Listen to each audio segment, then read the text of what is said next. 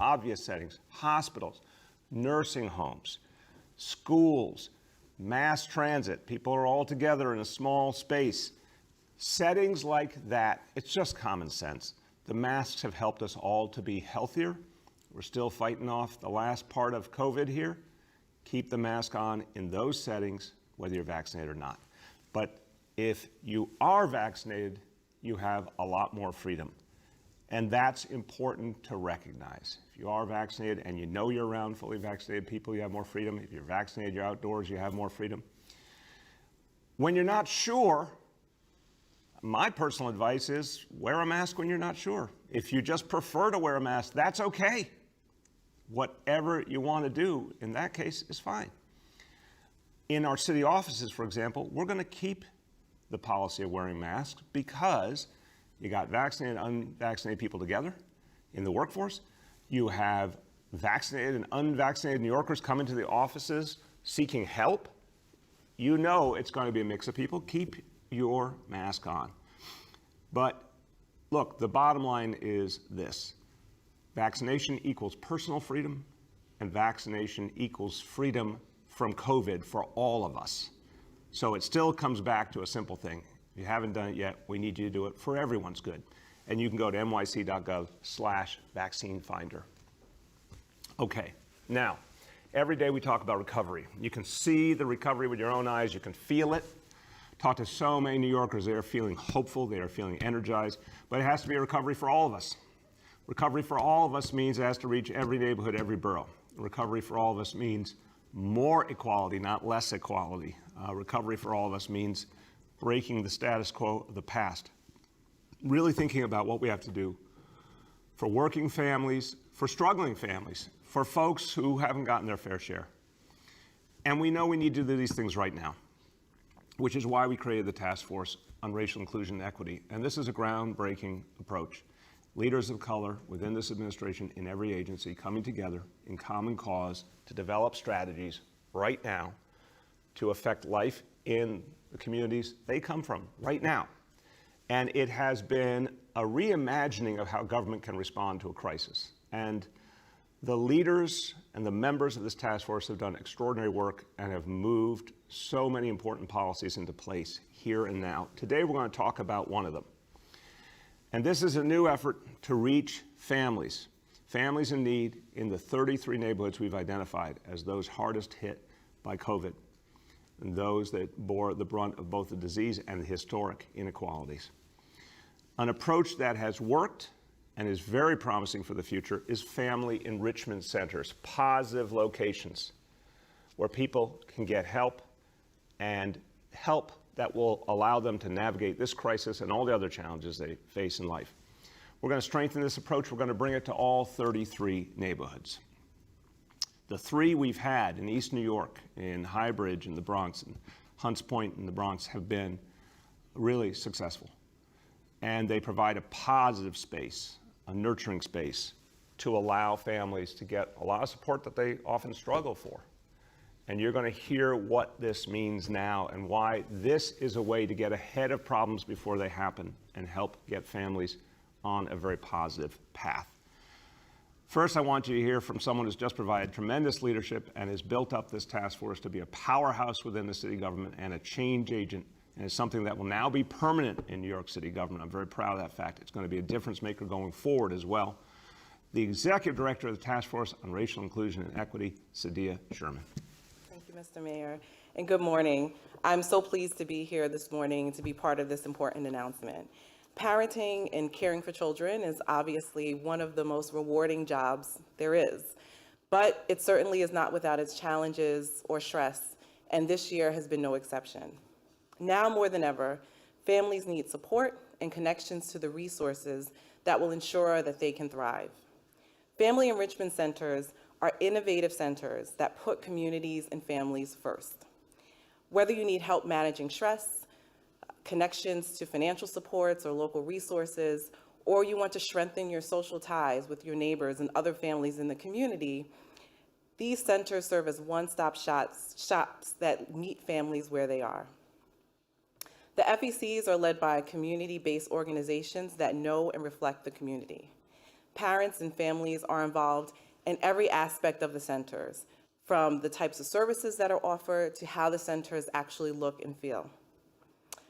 COVID-19 has had devastating impacts on communities of color, and as we know, it has laid bare long-standing health and socioeconomic disparities. Over the past year, the Task Force on Racial Inclusion and Equity has been laser-focused on ensuring that the communities that have been hardest hit by COVID come back stronger. With this announcement, all 33 task force neighborhoods will now have access to a local FEC. These centers have helped countless families throughout the pandemic, and through this new investment, they will be a critical resource for us as we recover. I want to thank the mayor on behalf of the task force and applaud Commissioner Hansel for serving as a national leader in primary prevention, and thank the team at ACS and our local partners for making sure that the communities that most need this resource are receiving this groundbreaking service. Thank you. Thank you so much, Sadia.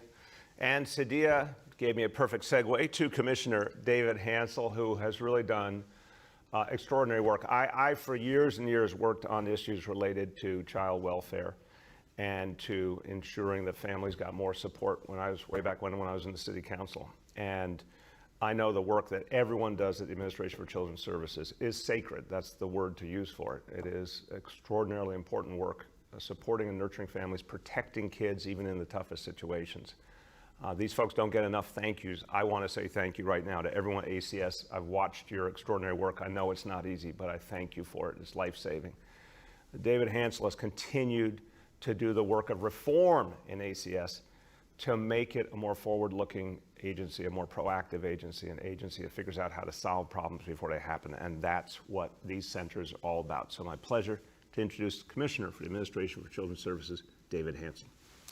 Thank you very much, Mayor de Blasio, and I have to say, we could not do the work that we're doing without your wholehearted support, so I very much appreciate that. And Director Sherman, thank you very much. I am so excited to be here with you for this announcement. This citywide Family Enrichment Center expansion is a transformational investment in ACS's family-supportive and community-centric service system. It's also a major step forward in our work to further race equity across our entire child welfare continuum.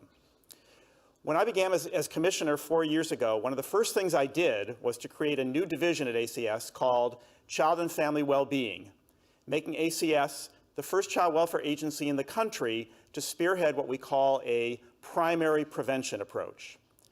Through this approach, we've been working to reach families proactively with resources that can support healthy children, healthy families, and healthy communities, and reduce the likelihood that families ever come into contact with the traditional child protective system.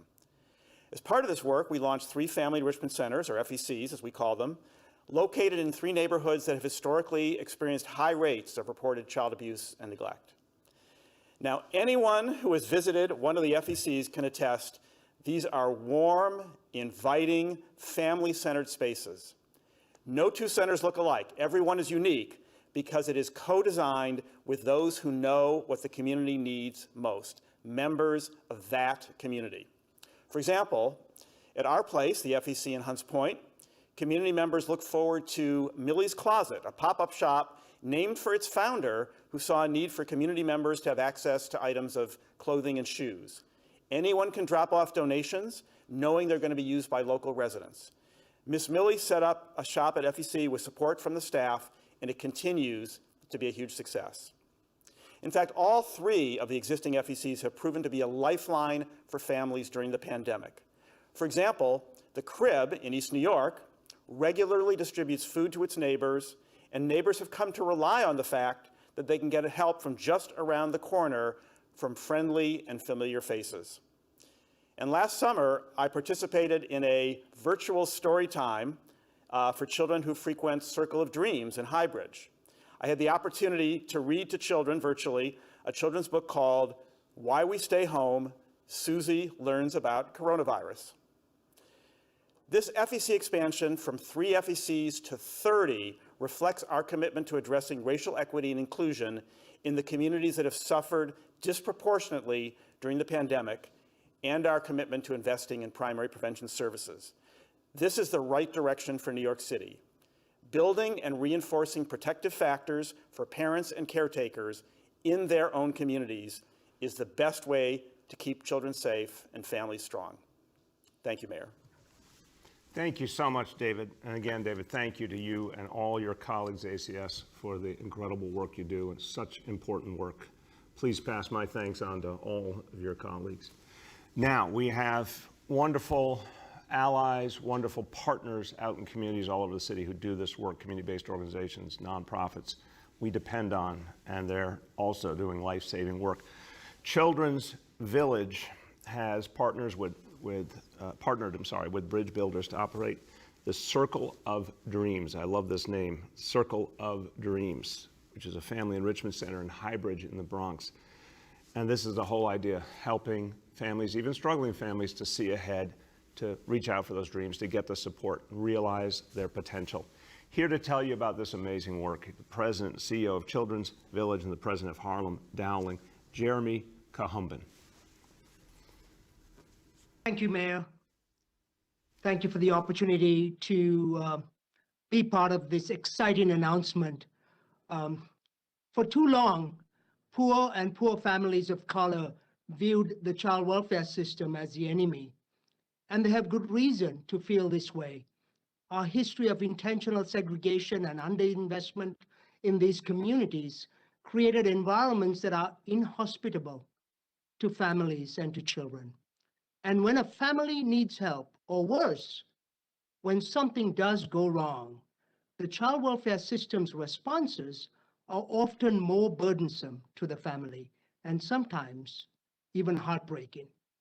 It does not need to be this way. Our people are not broken, they're not mentally ill, and they're not looking to hurt their children. I know that because I've been doing this work in these communities for a long time. Our families are amazing. They're just like you, and they're just like me. They love their children very much.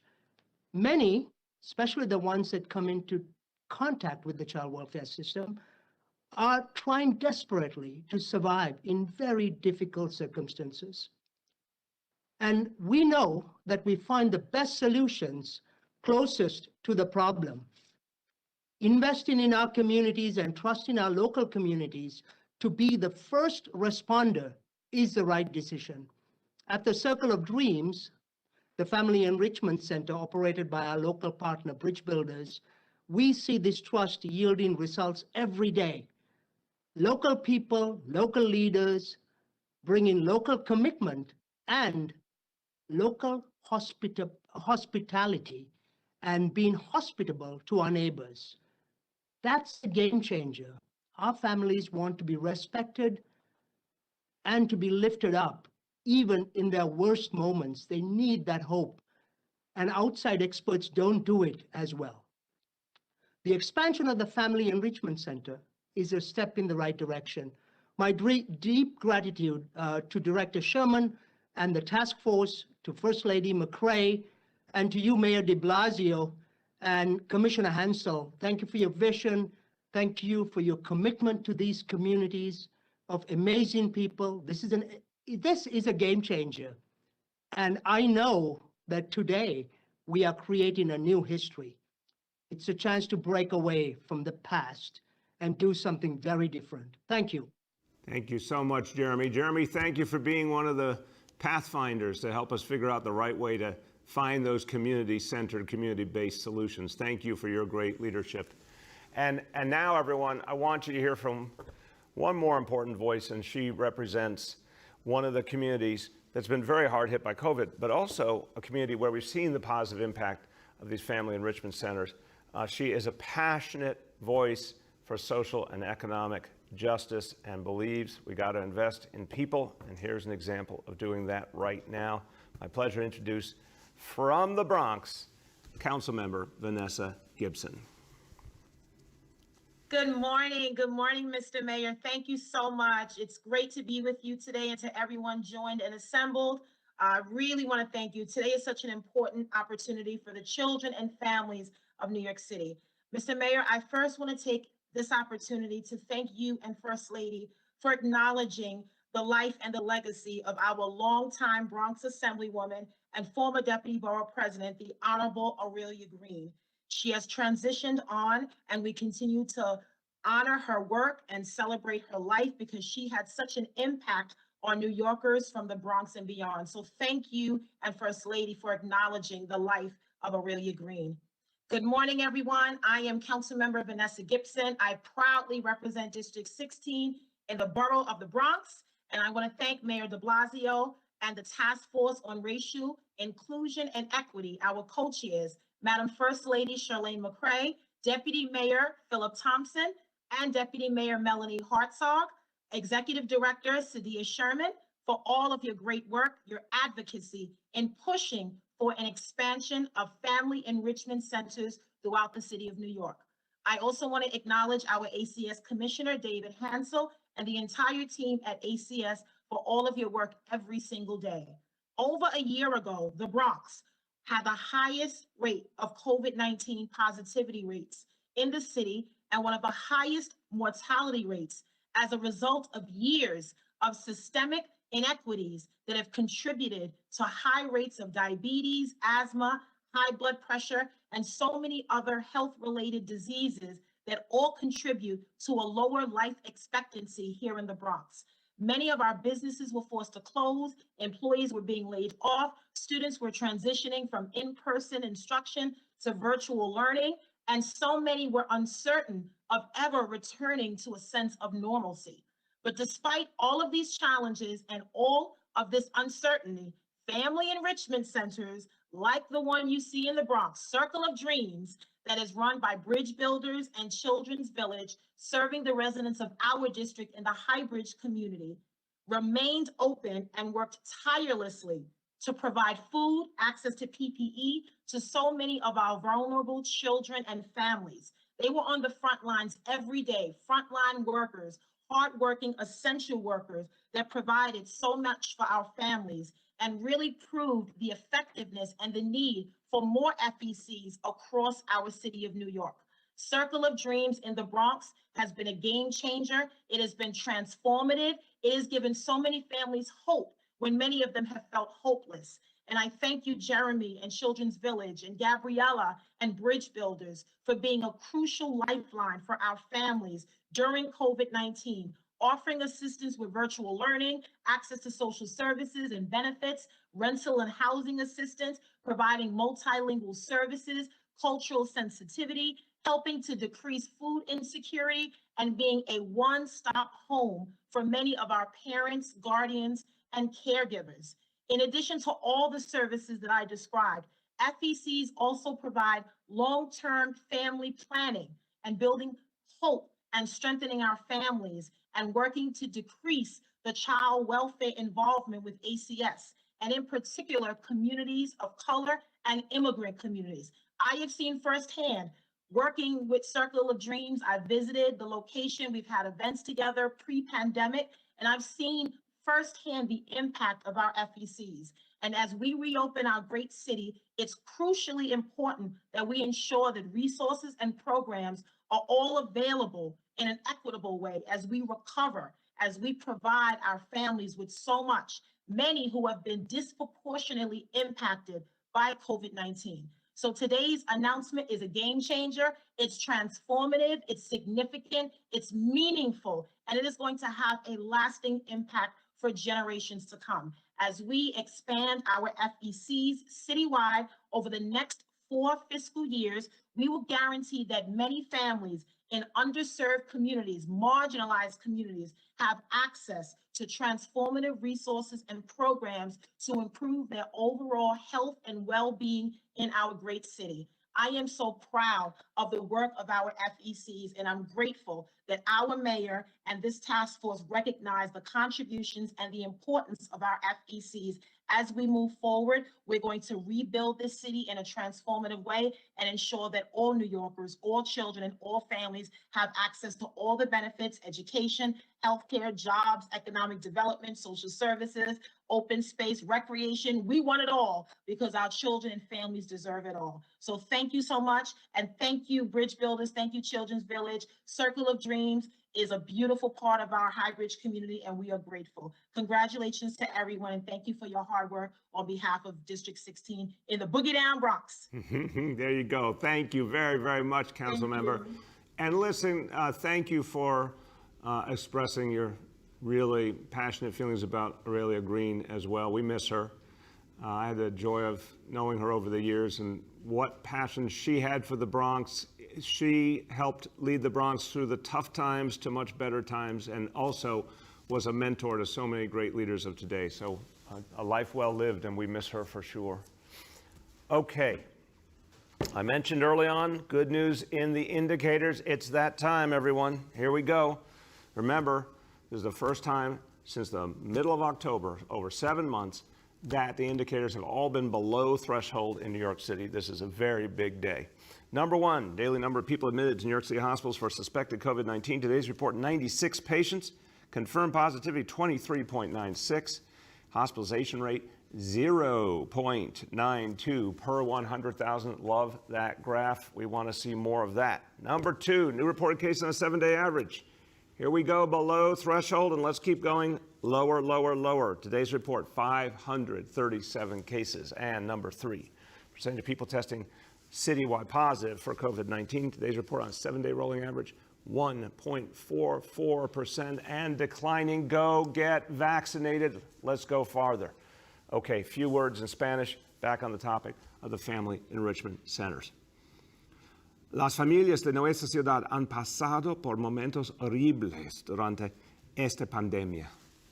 Nuestros centros de desarrollo familiar han ofrecido comida, ropa y ayuda a las familias durante los momentos más difíciles. Hoy anunciamos la expansión de estos centros a las comunidades que más lo necesitan.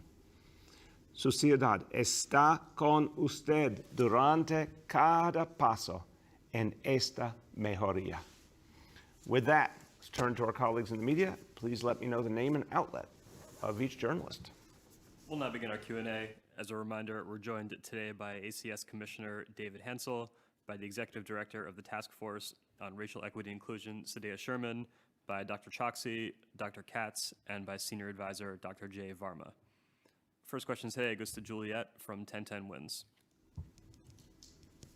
Oh, hey, good morning, Mr. Mayor. How are you? Good. I can't tell if I'm hearing real Juliet or computer voice Juliet yet.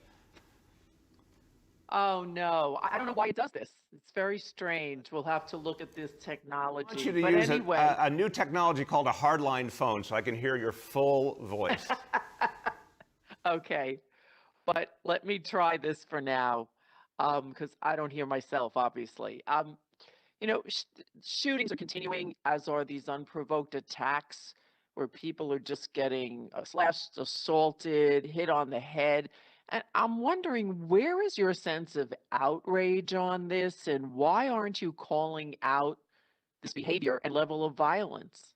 Juliet, I've been really clear about this throughout. Violence unacceptable. I've spoken to it so many times. It's something so clear to me. Really, are we going to say, oh, it's bad when someone commits an act of violence? Yes, we say it every day. We know it. We feel it. We don't have to reiterate it. What we have to do is get out there and bring this city back. And recovery equals public safety equals recovery, which is why we now have the largest police force in the subways we've had in over 25 years, which is why we're rebonding police and community, which is why we're investing in community-based solutions to violence that have really worked, like the Cure Violence Movement, crisis management system. I don't want to talk about it. I want to do the things that will fix the problem. Go ahead, Juliet. All right, but I guess what I don't hear is you saying this is not acceptable behavior. This is not going to be tolerated. We're not going to have this in our community. I've made it so clear, very, very much with respect for you. We've known each other a long time. Every day I'm working, NYPD is working, community leaders are working to stop violence. Of course it's unacceptable, and that goes without saying. We're doing the things to turn this city around. That's what we need to focus on. The next is Sydney from Gothamist. Good morning, Mr. Mayor. I wanted to ask a question about kids getting vaccinated. Now that 12 to 15-year-olds are able to get the COVID vaccine, I'm wondering if you, or what is the city going to do to try to make sure as many kids as possible get the vaccine? with the new announcement you just made today, is there going to be efforts to try to get kids at those centers vaccinated, or any program with the Department of Education? Yeah, look, we're going to do all of the above, Sydney. We have now tremendous ability to reach families and kids. We're going to use all of it. One of the things Dr. Choksi's talked about is pediatricians. I think this is the single biggest piece of the equation. Getting pediatricians to reach out proactively to families, support and encourage vaccination, help make it happen for families. Obviously, at every pediatric appointment, talking about vaccination. But yes, family enrichment centers, schools, we're going to be promoting it in lots of different ways. And what we're seeing, I said yesterday already, we had 20,000 kids in that 12 to 15-year-old range as of yesterday. Parents are ready. We're going to make it easy for them. We're going to reach out to them. And I think we're going to get a very strong response. Go ahead, Sydney. Okay, thank you. And then yesterday, the city reported on a Department of Investigation interview obtained by the news outlet, The City, showing that Police Commissioner Shea said he had never read the Human Rights Watch report on the NYPD's actions in Mott Haven last summer in the Bronx. And the commissioner said he knows the facts, has learned not to trust what he reads in the paper, so he wasn't going to read the report. And this Human Rights Watch report was produced over several months, and this is an internationally recognized group, which found that the NYPD had violated international human rights in that particular evening. Do you agree with your police commissioner's description of this report? And if not, are you going to ask him to read it? I look at it this way, Sydney. We asked the definitive entities in this city, Department of Investigation and Law Department, to go and do very full, complete investigation. And they came back and said there were a lot of things that needed to be done better. That came forward between them. I think it was almost 20 recommendations, all of which have been fully implemented or are being implemented right now by the NYPD. Commissioner Shea and I both 100% accepted and agreed with the conclusions of the reports and the recommendations. That's what I believe in, and that's what we're acting on. The next is Katie from the Wall Street Journal. Hey, good morning, Mayor de Blasio. How are you? Good, Katie. How you been? Good. I have to say that you in the Nets hat and the jersey, that yesterday, that seemed like, maybe one of the more effective Knicks ads in years, It goes back to maybe there was a mad rush for suddenly Knicks fans. Just kidding, of course. I love both teams, Katie. If I brought joy to the hearts of Knicks fans too, that makes me very happy. That was like John Starks dunking over Jordan level marketing. I feel I'm in the pantheon there. All right. My question is actually, it's about, with these shifting regulations from the CDC, teachers are still getting required to get mandatory testing in schools. Will you shift that, especially if teachers are fully vaccinated? I guess it would free up some tests. I don't know if they're in as much of demand now, but I don't know what the plan is for that. It's a fair question, Katie. We're keeping the current approach in place. It's been highly effective. All our schools are open. Positivity is very low. I think what we've been doing is working. We're going to stick with it for now. Obviously, the fall, when we expect to bring all our kids back, a whole different discussion. We'll be speaking to that in the weeks ahead. But right now, I think we have an approach that works. We're sticking with it. Go ahead, Katie. Thanks. And my second is sort of a follow-up to Sydney's question about Commissioner Shea. I know that you and the commissioner often seem to be at odds over your interpretation of things, especially when it comes to policing. And I know he hasn't been on in a bit. I don't know if that's kind of a continued conversation that you have with the commissioner, especially, as there are more policing issues and public safety issues coming into the news with an increase of crime at some parts of the city. What I'd say is, first of all, we talk all the time and we agree on strategies, tactics, what we're going to focus on in terms of bringing the city forward. Look, there was a very intensive reform effort in the NYPD. And the commissioner brought in community leaders, Wes Moore and Arva Rice and Jennifer Jones Austin, to help lead that effort. It led to an extraordinary series of reforms passed overwhelmingly by the city council. You had the apology that this commissioner did for the past actions of NYPD that went far beyond what any previous commissioner had said. And that was very important. And a series of changes that have been made to really change the leadership of the NYPD, the composition of the NYPD, the fact that you saw an extraordinary recruitment effort to bring in African-American applicants, stronger than anything we've seen in years and years. And obviously the decision we all made together to double the points given for city residents to encourage more and more residents to be in PD. These are all the kinds of things that are going to move the force forward, plus a constant focus on deepening relationships with communities through neighborhood policing. So we're very aligned on those approaches, and that's what we're using right now as we bring the city back. The next is Paul Leota from the Staten Island Advance. Hi, good morning, Mr. Mayor. How you doing? Good, Paul. How you been? I'm well, sir. Thank you. I asked you about a homeless shelter in Stapleton, I think last week. Councilwoman Rose is organizing a protest this weekend. She says the siting of the shelter perpetuates environmental injustice and structural racism. I just wanted to see if you'd like to respond. I have a lot of respect for the council member. We've worked closely together. Obviously don't agree with that assessment. We believe in an approach where every community has shelter capacity to support folks from that community become homeless. Remember, Paul, for decades, until I changed it, if you were homeless and you came from Staten Island, you might be sent to a shelter in the Bronx or Queens. You might be totally disconnected from family, from your house of worship, from your kids' school. We've been steadily changing that to say, God forbid you are homeless for a period of time. We want you to be as close to your home community as possible. We want to get you back on your feet. Over 150,000, and please, it'd be nice if someone really focused on this very important fact. 150,000 New Yorkers who became homeless in the last 8 years, we got to permanent affordable housing. We got them out of shelter and to affordable housing. But that works much better if people are closer to their home community. And we will work with communities to make sure shelters are operated well, but it's imperative that we give people that second chance and that opportunity. Go ahead, Paul.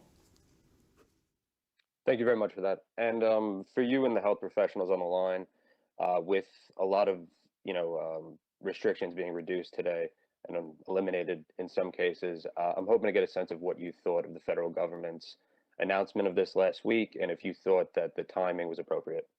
All right, let me get everyone in the mix. I'm going to speak and then follow up.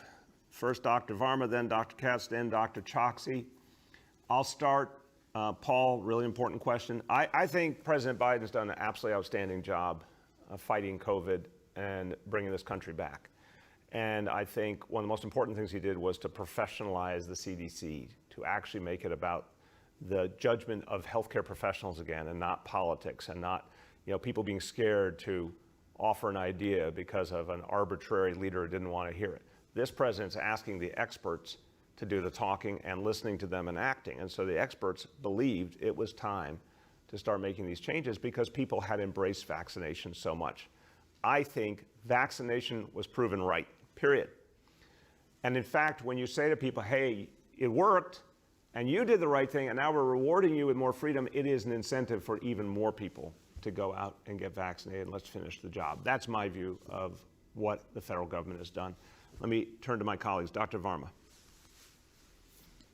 Great. Thank you very much for the question. And I would concur exactly with what the mayor has said, that this is a good sign that we see that CDC is taking the lead on following the science here. We feel very strongly, based on our review of the evidence, that people who are vaccinated are at very low risk of being infected, and in the rare situations where they do get infected, very low risk of transmitting infection to other people. I think the challenge that all of us are facing, and you hear about it in the questions, you see it about in the different guidance that's coming out from institutions, is how do you manage this in the real world? In a world in which you know that a certain percentage, let's say a very high percentage, more than 50% of your customers or your employees are unvaccinated, you have to think carefully about what you make an assumption on. Do you make the assumption that everybody is essentially on their own and then they can do whatever they want? Or do you try to say, well, look, until we get to lower disease rates or higher vaccination rates, people should wear masks? So I think that's the challenge that all of us who are working at different levels of government is trying to work with. The science is right. CDC got that right. Now the question becomes, how do you apply that in real world settings to keep everybody as safe as possible? Thank you. Dr. Katz. Yes, thank you, Mr. Mayor. I very much support this direction because we needed to show people that we really believe in vaccination. I think before it was very much a mixed message. We're saying vaccination works, vaccination protects you, vaccination lowers the risk of transmission, but we want you to wear a mask all the time. Well, that doesn't exactly make sense for that individual. So I think what the CDC has done is made it clear to all Americans the vaccine does work. As you always say every day, we want everyone to get vaccinated. And as Dr. Varma talked about, we do have work to do in settings where there are both vaccinated and unvaccinated people. Thank you, sir. Thank you. Dr. Choksi. Thank you, sir. And I agree with you and my colleagues that the key to a joyful June and July and a safe summer is vaccination. But I also want to sound the note that if you're not yet fully vaccinated, that means you should continue taking the precautions that we've talked about. If you're not yet fully vaccinated, you should be wearing your mask anytime you leave home, maintain physical distancing, and get tested regularly. But if you want to get vaccinated, there has never been an easier time to do so. And you can visit nyc.gov/vaccine-finder to get an appointment or figure out where to walk in today. Thank you. I want to summarize what Dr. Choksi said. Vaccination equals freedom. Simple as that. Okay, go ahead. The next is Aaron from Politico. Mr. Mayor, I want to ask, Dr. Varma actually kind of asked the question I was going to ask, but now I'm hoping someone can take a stab at answering it, which is, these new rules for the masks, I understand as an individual, if you're vaccinated, you don't have to. If you are not vaccinated, you do have to. But for anyone who's trying to implement this, someone who runs a business or, whether it's a museum or a theater, whatever the case may be, how are they supposed to handle this? How are they supposed to distinguish who's vaccinated and not vaccinated? What is the best practice for them to follow under the regulations which take effect today? Look, I think it is a choice, and this is another element of freedom. Each business, each cultural institution, whatever it is, has a choice in how they want to do this. And if they say, for now, we'd like to ask everyone to keep a mask on, that is their right. Or if they want to state the policy at the entrance, say if you've been vaccinated, you can have your mask off. If you haven't been, keep your mask on, and let people do that on an honor system. That's their choice. I really don't find this, personally, Aaron, as much of a challenge as some of the questions might suggest. I think people are working this out. New Yorker's done an amazing job, absolutely amazing. We have to take stock of this. People listened to the guidance, they followed it. And a lot of people are going to keep their masks on now because they just want to, be careful. And I think that'll go on for a while. But I think most people respect each other. And if the rule is, if you want to come in here, we're asking you to keep your mask on, people will honor it. I think that's the simplest way to proceed. Go ahead, Aaron. Okay, thanks. And then I'm wondering, with regard to the vaccination numbers, you've been throwing out all these incentives. Have you thought about doing something more dramatic? Like Ohio, I think, did a lottery for $1 million if you get vaccinated. Have you thought about doing some kind of big ticket thing that would really get the numbers up? Yeah, we are talking about whether that kind of approach would add something. Look, I think, Aaron, right now what we're seeing is a lot of people are, every day, we're seeing continued progress on vaccination. I think the number one reason that's happening is because we've made it ever more convenient. More local, walk-in, mobile vaccination centers. I think all of this is just making it real easy for people. And I talk to people all the time who say, oh yeah, I'm just finally getting around to it. Oh yeah, there's someplace now near me, I'm gonna go. I think that's the driver right now. I think the incentives are also helping and generating a lot of interest and focus. I mean, yesterday, talk about It's an opportunity to get Nets playoff tickets if you get vaccinated. That's going to motivate people. A lot of the other incentives are going to motivate people. But yeah, we're looking at models from around the country, and a lottery type idea is real interesting. So we'll be assessing that, and we'll have more to say on that soon. The next is Juan Manuel from New York One. Good morning, Mr. Mayor. How are you? Buenos dias. ¿Cómo estás? Muy bien, muchas gracias. You just said that vaccination equals freedom, and Dr. Katz also said that the CDC wanted to send a message. If you vaccinate, then you can resume some sort of a normal life, right? And take your mask off. So I'm sure that you're thinking also about setting an example. How is your mask use going to change starting today? I am in the camp that says you judge by the setting. I'm fully vaccinated and proud of that fact. If I'm someplace where I'm 100% certain there aren't other people nearby, outdoors, for example, or I know I'm around vaccinated people, there may be circumstances where I take the mask off. But there's other cases where I'm like, I'm just going to keep it on out of abundance of caution, because maybe I'm going to be in and out of contact with people. Maybe some people around me are vaccinated, some people are not. When in doubt, for me, when in doubt, wear the mask. Simple as that. We've done it, for God's sakes, for a year. We can do it a little bit longer to finish the job. That's the approach I'm going to take. Go ahead, Juan Manuel. And the second question would be, I mean, recovery is the most important thing for New York City right now. You have a conversation about this every day. So among the candidates for mayor, from the things that you're hearing, who do you think has the best recovery plan for the city? Juan Manuel, you are extraordinarily persistent, and I admire it. I think, you know, your creativity in coming up with different variations of a question is something to tip my cap to. Listen, I think we still need to hear more from the candidates. The last debate, as I said, didn't shed a lot of light. I hope the next one will give us a lot more. I'd like to hear a clearer vision from any and all of them, honestly. I do think as we weigh the candidates and we get closer, you know, most people are going to make their decision the last week or two, truly. It'll be, what is that combination of vision, specific ideas, experience, heart, and you know, empathy for people? What is going to be that combination that makes us feel someone can really take the baton and deepen the recovery? I'm going to hand the baton over with this city well into recovery. Who can take the baton and keep going? That's going to be the question, but it's too early to decide that right now. We have time for two more for today. The next is Michael Gartland from the Daily News. Good morning, Mr. Mayor. Hey, Michael, how you doing? I'm good. So I wanted to ask again about, you know, the CDC guidance.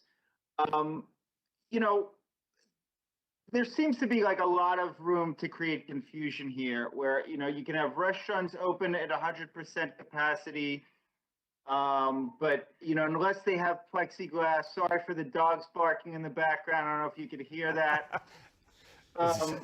we like you're bringing personality to your question. It's all good. The windows are open in the neighborhood. It's a beautiful day out. So yeah, I mean, you can have 100% capacity, but unless you have plexi up, you know, if you have plexi up, you don't have to 6 feet social distance. And if you have a vaccination, you don't have to social distance. There are a lot of kind of caveats within certain pieces of this. And it just seems like, you know, from the business side, like that could create a lot of confusion. I'm wondering if you have any kind of guidance for business owners on how to navigate that. It seems like potentially really unwieldy and confusing and fraught. I just don't feel that. I respect the question, Michael, I really do. And if anyone is feeling that, I have empathy, but I don't feel that way. We have been through so much worse. We went through hell a year ago, and the challenges the business owners were dealing with then, you know, were so much greater. Everything we're dealing with now pales in comparison to what we went through. 7,682,972 doses of the vaccine given already and climbing every day. That is what we need to know. New Yorkers are doing the right thing. I think people have shown a lot of honor and respect for each other. I think you're going to see a lot of people continuing to be careful and cautious. A lot of people are going to continue to wear the mask even when they don't officially need to. But I think restaurant owners understand they have an obligation to keep people safe. They're in a business of thinking about the needs of their customers. And I think they've been very honorable, overwhelmingly, in this crisis. So they'll make the adjustments. And I think any restaurant owner wants to err on the side of caution. They have plenty of ways they can do that. And I respect that, they will make good choices. I really believe that. Go ahead, Michael. Going back to a previous question, on the mayor's race, I mean, and you've been asked this a few times, and the answer is similar that you've given as it was today. That you'd like to hear a clear vision. And so I'm wondering, what does it say about the candidates that, a month out from the primary, from your perspective, we still don't have a clear vision from them as to how they're going to do things? I mean, should the vision be clear at this point? I mean, we're a month away from the primary vote. I think they all need to step up a bit. I think they have had a tough situation because normal campaigning hasn't been possible because of COVID, and so much of the attention obviously has not been on the campaign, it's been on COVID. But we've all known that. I think all of them need to think about how to clarify where they want to take us. So I feel that equal opportunity. But there's still plenty of time on the clock. I mean, again, Michael, you live deeply in the political world. Most everyday New Yorkers are not even beginning to think about it at this moment. They will solidify their judgments in the last week or two, or even the last few days before the election. That's how it works in general, but especially in the moment of COVID. So there's plenty of time for the candidates to tighten up and clarify where they're going to take us, and then the people will decide. Last question for today goes to Gersh from Streets Blog. Yeah, as you know, Mr. Mayor, I love going last because you and I can talk like gentlemen when everybody hangs up. But I'd like to disagree with Katie Honan right at the top. Gersh, wait a minute. I see you as a classic number 8 hitter. That's just how I feel. I've played softball with you. I just feel like that 8 hole was meant for you. Yes. I'm all glove, no bat. We know that. Anyway, I got to disagree with Katie Honan and say that seeing you in the Nets uniform yesterday made it possible for all of us aged New Yorkers to feel comfortable modeling basketball swag. So I appreciate you for that. I'm not going to comment. I'm going to say thank you, Gersh. Okay, that's all I need. Anyway, now to my question. So one of the legacies of your handling of the pandemic was your creation of open streets and open restaurants, which repurpose space that's typically used for car storage into vibrant space for the public. And given that context, we've been asking around, and now I'm going to ask you what you think about the recent calls for the next mayor's debate to be held outdoors, preferably on one of your open streets, to highlight how they have transformed that space, but also New Yorkers understanding that public roadways can be transformed into, if you will, the new public square where things like debates should happen. What do you think about that? Kind of like it. I have the fondest memories as a proud Italian American of being in the piazza in my grandfather's hometown and many other places I've been in Italy, and where there's a real public square and people gather. And here in this city, we know the long history, the street corner orators on 125th Street in Harlem. I think there is something there that's very real, and I think people are turning to outdoor spaces more and more. I would like to see, obviously, an in-person debate, and if outdoors was the way to do it, I think that's a clever solution. Go ahead, Gersh. All right. We obviously appreciate being called clever, and I'll pass that along to Dave. This is a high point in our relationship that even though you are a number 8 hitter, I have had to call you clever objectively today. Wow, that's awfully nice. Well, it was against Dave Colon. But let me now talk to you about the thing I always talk to you about, which is the notion of this open space and the open streets program. And you've called it permanent. We know that it, thanks to that council bill that you signed, it is a permanent part of New York life. But let's talk about Barcelona, because I don't know if you've ever been to Barcelona, but as you know, the singular architectural feature of that city is something called superblocks, which basically eliminate through traffic for cars inside residential blocks. And it turns them into like 5-mile-an-hour plazas. Now, as you may or may not know, that singular feature of Barcelona started with just one superblock that became beloved. And when the city tried to expand it, drivers tended to fight back. But residents eventually won, and the rest is history. So the reason I bring it up is because when you talk about permanent open streets in New York City, right now the plan is to still have volunteers who, as you know, have been beaten and harassed by car drivers and their advocates during this program, putting out the barricades and taking them out and ever. There is a possibility, however, as you know, to create ostensibly New York's first super block by maybe closing off some of these streets permanently with design solutions.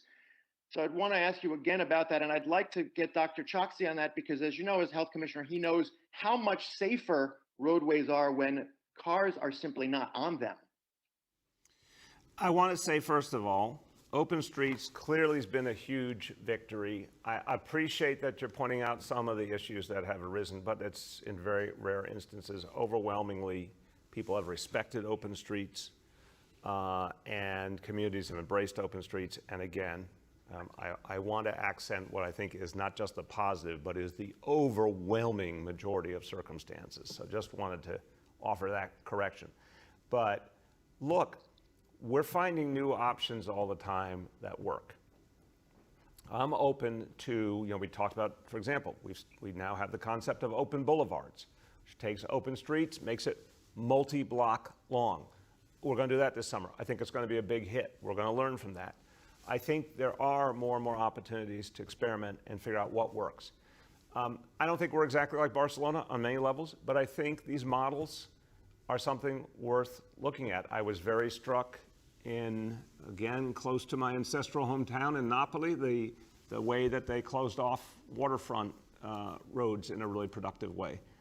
I think we have to keep looking at different models, some temporary, some permanent. I do think it's going to be a bigger part of our future. I really do. Dr. Choksi, you get the last word today. What do you want to say about how open streets connect with public health? Well, thank you so much, sir. First, Gersh, I understand it's your birthday, so I wanted to wish you a very happy birthday. And with respect to your important question, I agree with what the mayor has said, and I'll just add sort of my personal take on it. I've enjoyed both an open boulevard and the open streets in my neighborhood of Jackson Heights in Queens. And I do think that you're right to connect it to health.